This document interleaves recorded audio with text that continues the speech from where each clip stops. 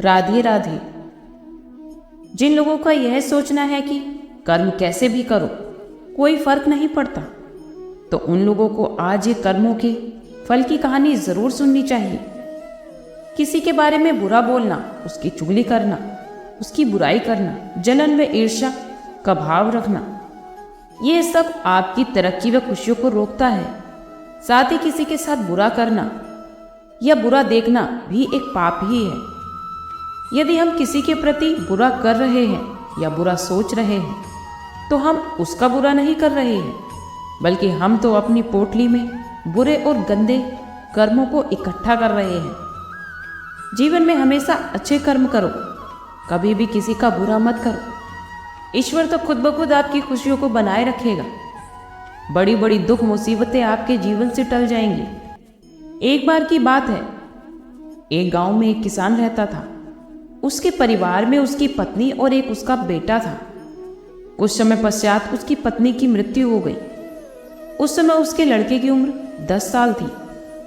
तब उस किसान ने अपनी पत्नी के मरने के उपरांत दूसरी शादी कर ली। फिर उस दूसरी पत्नी से भी उस किसान के घर एक पुत्र पैदा हुआ।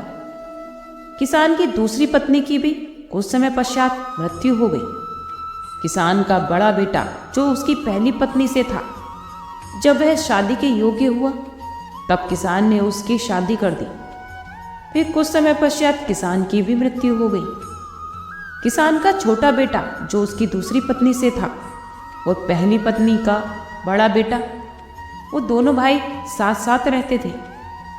कुछ समय के बाद किसान के छोटे लड़के की तबीयत खराब रहने लगी। उसके बड़े भाई ने कुछ आसपास के वैद्यों को दिखा करके उसका इलाज करवाया, पर कोई आराम न मिला।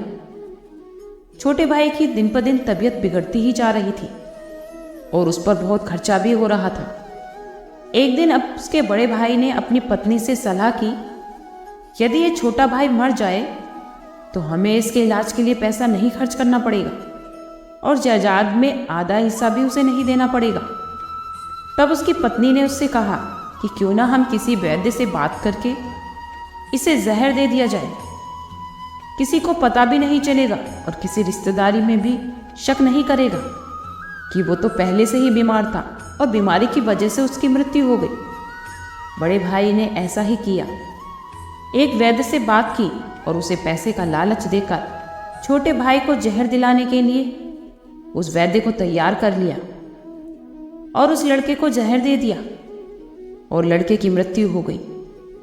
वो दोनों पति पत्नी खुशी मनाने लगे कि उनके रास्ते का कांटा निकल गया। अब तो सारी संपत्ति हमारी हो गई। फिर उसका अंतिम संस्कार कर दिया गया। कुछ समय पश्चात उस बड़े लड़के की पत्नी को बेटा हुआ। उन दोनों पति पत्नी ने बहुत खुशियां मनाई और बहुत ही लाड प्यार से उस लड़के की परवरिश की। कुछ ही समय पश्चात लड़का धीरे धीरे जवान हो गया।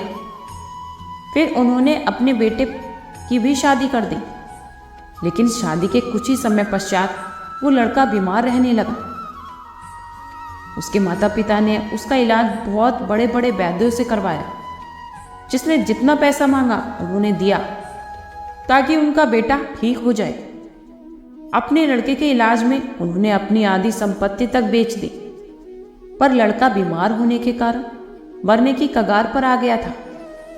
उसका शरीर इतना कमजोर हो गया था कि उसका अस्थिपिंजर शेष रह गया था। एक दिन उस लड़के को चारपाई पर लिटा रखा था और उसका पिता साथ में बैठा अपने पुत्र की वो दयनीय हालत देख रहा था। तभी वो लड़का अपने पिता से बोला, अपना तो सब हिसाब हो गया, बस अब कफन और लकड़ी का हिसाब बाकी है, अब उसकी भी तैयारी कर लो। ये सुनकर उसका पिता सोचने लगा कि शायद अब इसका दिमाग भी काम नहीं कर रहा। तब उसका पिता बोला कि बेटा, तुम ये क्या कह रहे हो, मैं तुम्हारा पिता हूँ, भाई नहीं।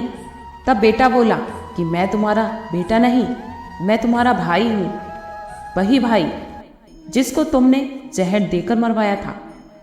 जिस संपत्ति के लिए आपने उसे मरवाया था, अब वही संपत्ति मेरे इलाज के लिए आधी बिक चुकी है और आपकी वाली शेष है।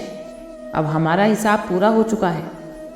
तब उसका पिता फूट फूट कर रोते हुए बोला, कि मेरे तो कुल का नाश हो गया, मैंने जो भी पाप किया वो मेरे आगे आ गया। पर तेरी पत्नी का क्या दोष है जो इस बेचारी को जिंदा जलाया जाएगा? उस समय सती प्रथा चलती थी कि पति के बनने के उपरांत पत्नी को भी जिंदा जला दिया जाता था। तब उस लड़के ने बताया कि वो वैद्य कहाँ है जिसने मुझे जहर खिलाया था। तब उसके पिता ने बताया कि तुम्हारी मृत्यु के बाद 3 साल बाद वो भी मर गया था।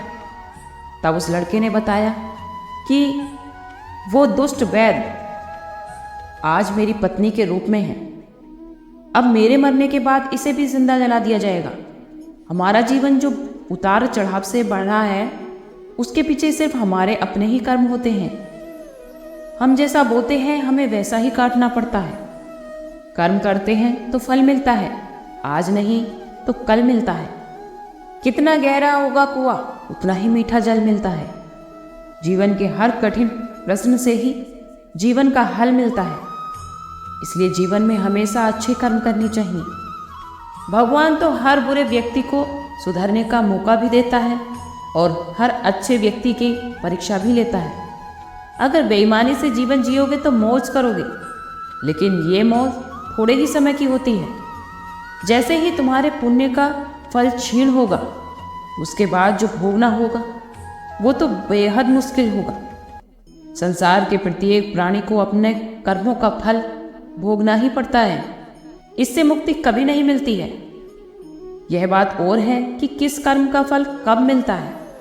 भगवान श्री कृष्ण कहते हैं कि इंसान द्वारा किए गए कर्मों का दंड मिलता है। गीता में भगवान कृष्ण ने कर्म फल के बारे में कहा है कि इंसान को अपने कर्म का फल उसे अपने जीवन काल में ही भोगना पड़ता है। इसलिए कर्म करते समय सदैव सचेत रहें, क्योंकि कर्म फल कभी पीछा नहीं छोड़ता। दुर्योधन ने एक अबला स्त्री को दिखाकर अपनी जंघा ठोकी थी तो उसकी जंघा तोड़ी गई। दुशासन ने छाती ठोकी तो उसकी छाती फाड़ दी गई। महारथी कर्ण ने एक असहाय स्त्री के अपमान का समर्थन किया तो श्री कृष्ण ने असहाय दशा में ही उसका वध कराया। भीष्म ने यदि प्रतिज्ञा में बंधकर एक स्त्री के अपमान को देखने और सहन करने का पाप नहीं किया होता तो असंख्य तीरों में बिंधकर अपने पूरे कुल को एकाएक कर मरते हुए नहीं देखना पड़ता। भारत का कोई बुजुर्ग अपने सामने अपने बच्चों को मरते देखना नहीं चाहता, पर भीष्म ने अपने सामने 4 पीढ़ियों को मरते देखा। जब तक सब देख नहीं लिया तब तक वह मर भी ना सके। यही उनका दंड था। धृष्टराज का दोष था पुत्र मोह, तो 100 पुत्रों के शव को कंधा देने का उन्हें दंड मिला। 100 हाथियों के बराबर बल वाला धृष्टराज सिवाय रोने के और कुछ न कर सका। दंड केवल कौरव दल को ही नहीं मिला था, बल्कि दंड तो पांडवों को भी मिला था। द्रौपदी ने वरमाला अर्जुन के गले में डाली थी तो उनकी सुरक्षा का दायित्व अधिक अर्जुन पर था।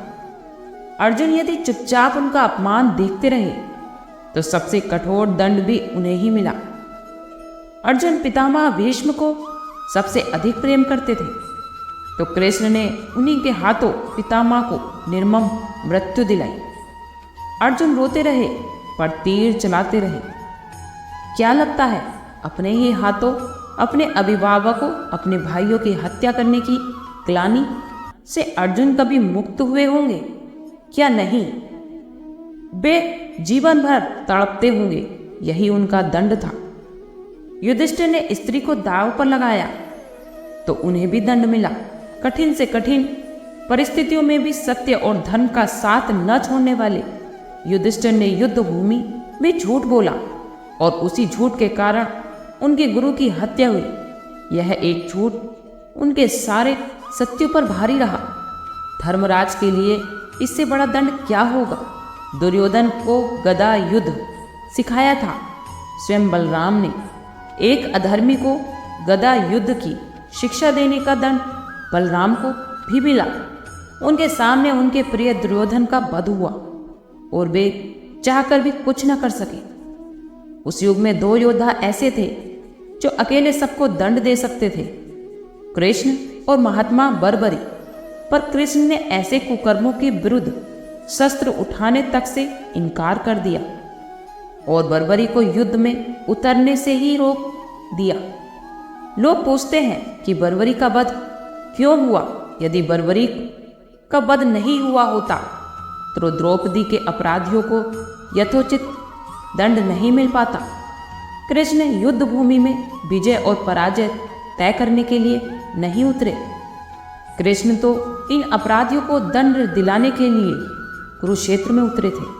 कुछ लोगों ने कर्ण का बड़ा ही महिमा मंडन किया, पर सुनिए, कर्ण कितना भी बड़ा योद्धा क्यों ना हो, कितना भी बड़ा दानी क्यों न रहा हो, एक स्त्री के वस्त्र हरण में सहयोग का पाप इतना बड़ा है कि उसके समक्ष सारे पुण्य छोटे पड़ जाएंगे। स्त्री कोई वस्तु नहीं कि उसे दांव पर लगा दिया जाए।